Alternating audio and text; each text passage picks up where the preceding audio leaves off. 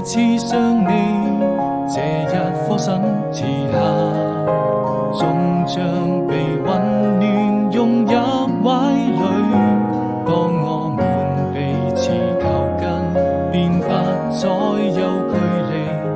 回到了熙攘的人潮中，那個人早已遠去，總會想起，也是我此生最難忘的記憶，沉浸在這紛擾的世界裡。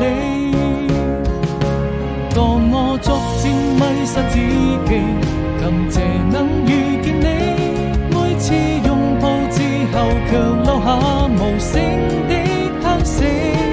我千萬遍告訴自己，